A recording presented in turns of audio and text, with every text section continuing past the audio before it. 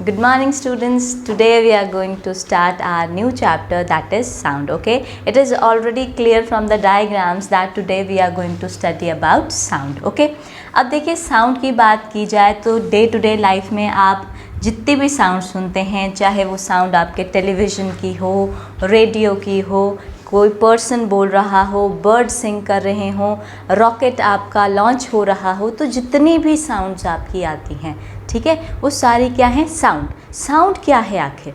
Sound एक sensation है। Sound is a form of energy. एक तो साउंड क्या है? फॉर्म ऑफ एनर्जी है जो प्रोड्यूस करती है sensation of hearing in our ear. Okay, तो साउंड क्या है? साउंड एक फॉर्म ऑफ एनर्जी है that produces sensation of hearing in our ear. Okay, तो you can see all the example over here. देखिए यहाँ पर रॉकेट लॉन्च हो रहा है तो ऑब्वियस सी बात है this is also sound. Bird sing कर रही है तो दिस इज़ ऑल्सो साउंड। देखिए क्लॉक है आपकी, जब क्लॉक अलार्म बजता है तो उसमें से जो आवाज़ आती है दैट इज़ साउंड। वो भी हमारे कानों में क्या प्रोड्यूस करती है? सेंसेशन। ठीक है, तो जो भी ऐसी साउंड एक ऐसी फॉर्म ऑफ एनर्जी है विच produces sensation of hearing in are years.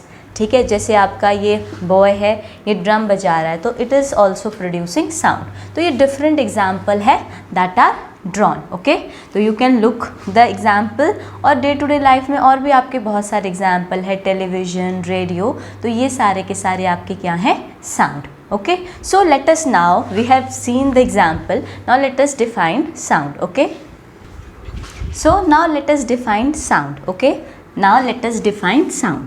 तो साउंड क्या है आपकी? Sound as a form of energy.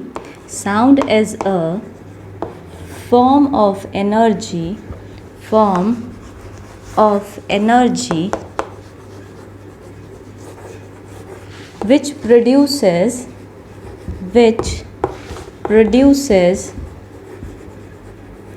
sensation, which produces sensation of hearing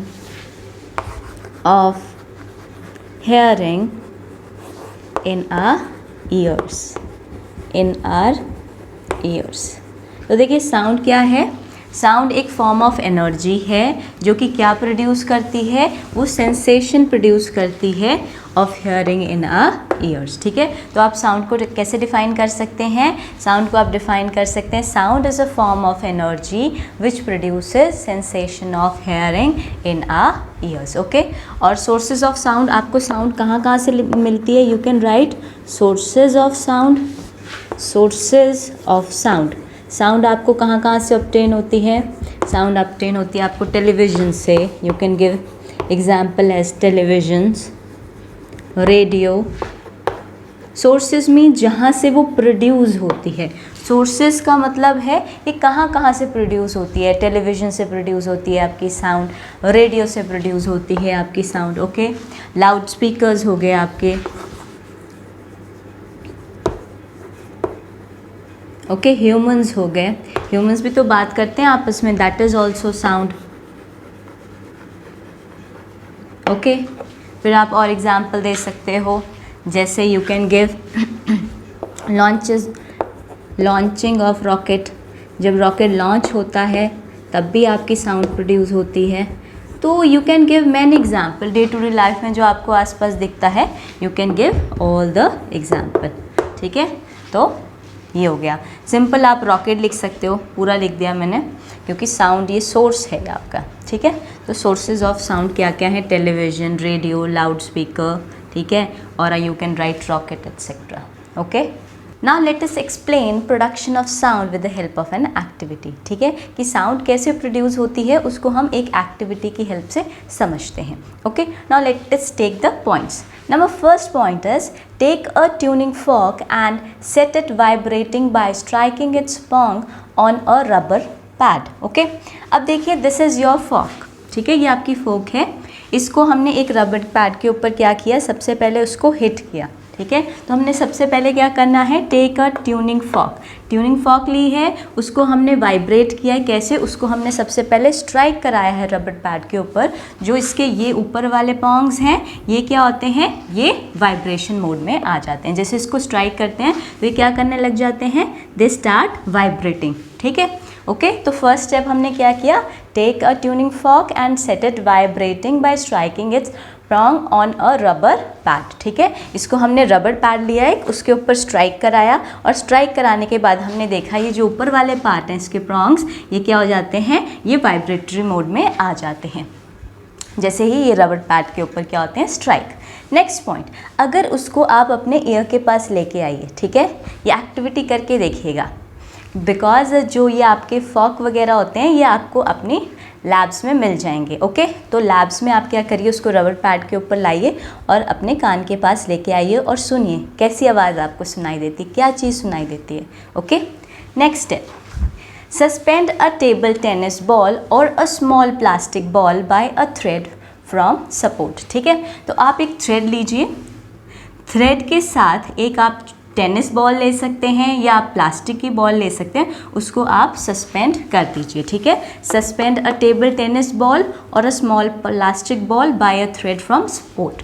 ऊपर सपोर्ट लगा दीजिए, उसकी हेल्प से इसको क्या कर दीजिए, आप ऐसे थ्रेड से बांध दीजिए। Okay next point is touch the ball gently with the prongs of the vibrating tuning fork. आप जो ट्यूनिंग फॉर्क है, जो आप फॉर्क लेके आए थे, जिसको आपने रबर पैड पे हिट किया था और जो वाइब्रेट कर रहा था, उसको इसके पास लेके आइए। ठीक है, बिल्कुल पास लेके आइए और उसको जेंटली उसके साथ टच कर दीजिए।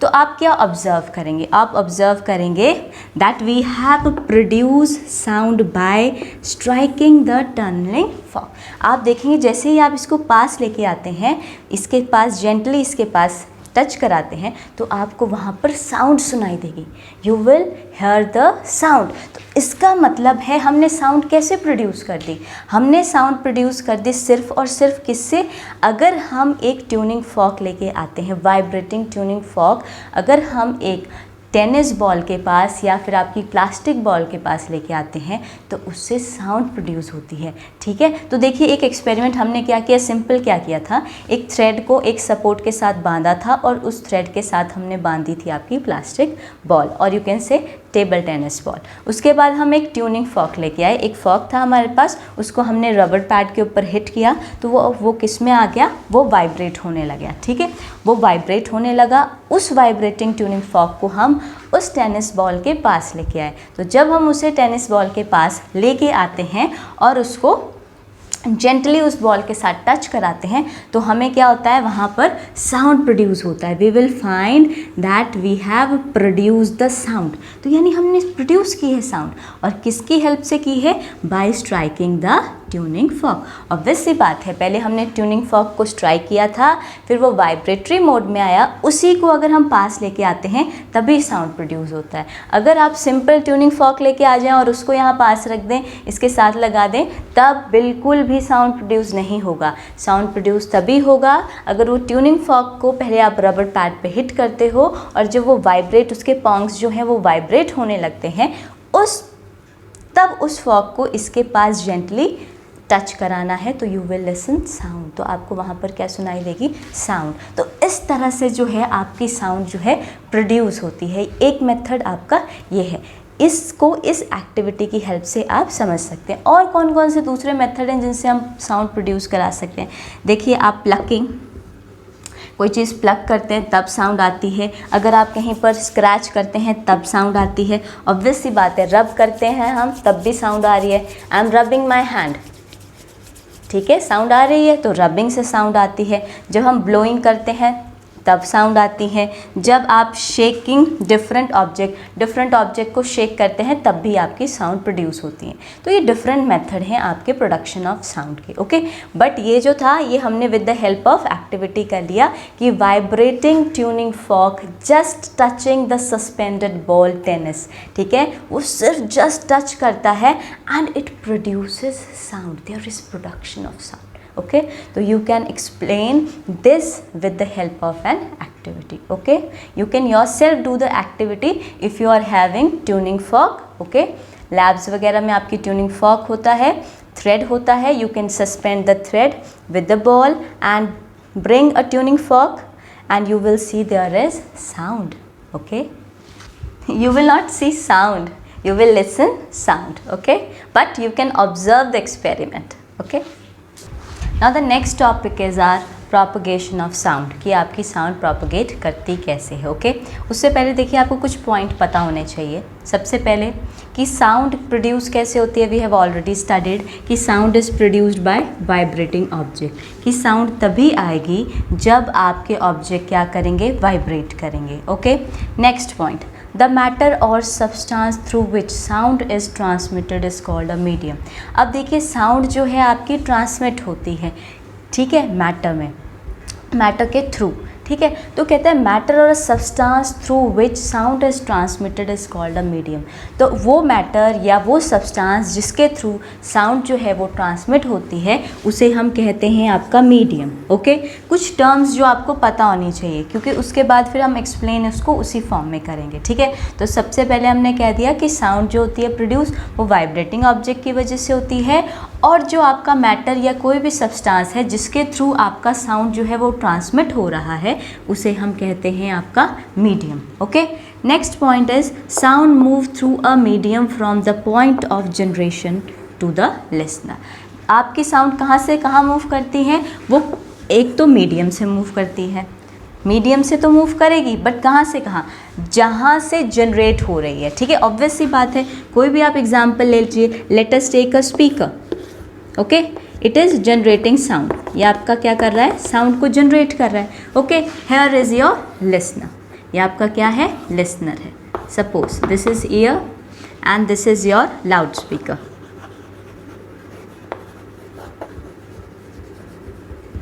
ओके, तो अब यहाँ क्या हो रहा है, ऑब्वियस सी बात है कि साउंड मूव करेगी मीडियम के थ्रू, उसको मीडियम तो चाहिए ही चाहिए, ऑब्वियस सी बात है।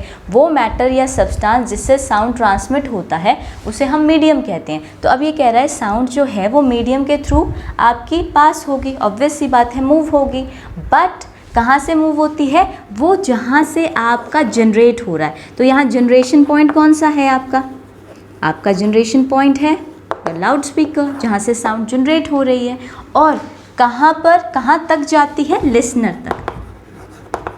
ओके, तो यहाँ पर लिसनर हमारे क्या थे, ईयर्स। ओके, तो ये आपके कुछ पॉइंट है कि साउंड प्रोड्यूस होती है वाइब्रेटिंग ऑब्जेक्ट से, और जो मैटर या सब्सटेंस जिसके थ्रू साउंड ट्रांसमिट होती है उसे हम कहते हैं मीडियम, और आपका साउंड जो है वो मीडियम के थ्रू जो है वो मूव करता है, और वो कहाँ से कहाँ मूव करता है, वो जनरेशन से, जहाँ से आपकी साउंड जनरेट हो रही है, और यू कैन से जो आपका सोर्स है जहाँ से साउंड प्रोड्यूस हो रही है, जैसे आपका टेलीविज़न हो गया, लाउड स्पीकर हो गया, रेडियो हो गया, और कहाँ तक जाती हैं, जहाँ उन्हें सुनने वाले होते हैं, लिसनर्स होते हैं। Okay, now the next point is when an object vibrate sets particle medium vibrating। अब हम बता रहे हैं कि किस तरह से आपका जो ये प्रोसेस होता है जिससे साउंड जो है कानों तक हमारे रीच होती है। अगर किसी सोर्स से, सपोज़ किसी टेलीविज़न है उसमें से साउंड प्रोड्यूस हो रही है, तो वो हमारे ईयर्स तक कैसे पहुंचती है, उस प्रोसेस को अब हम डिस्कस कर रहे हैं कि किस तरह से जो पार्टिकल हैं आपके, किस तरह से हमारे तक वो साउंड जो है वो पहुंचती है।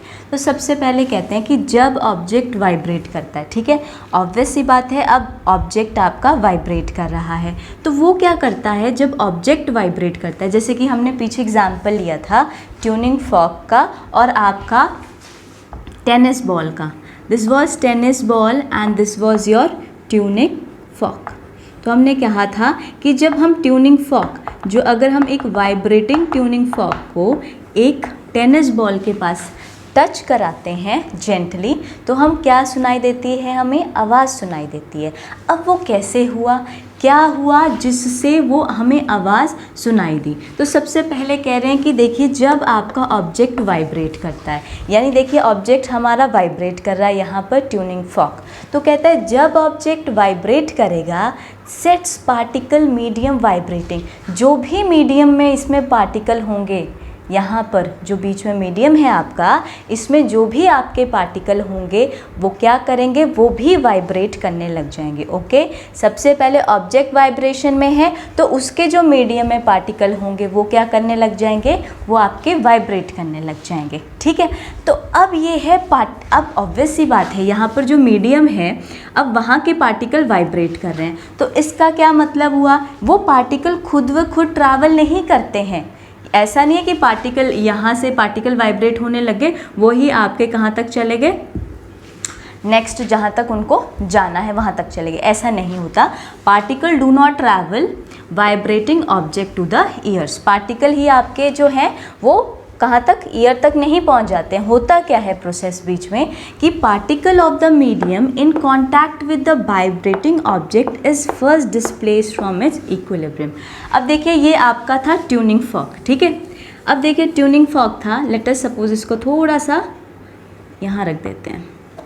अब इसके जो मीडियम में आपके पार्टिकल हैं ये वाइब्रेट कर रहा है, तो इसके मीडियम के पार्टिकल भी क्या करने लग जाएंगे, वाइब्रेट करने लग जाएंगे, ठीक है। तो कहता है सबसे पहले जो पार्टिकल होंगे मीडियम में in contact with the vibrating body is first displace from its equilibrium position.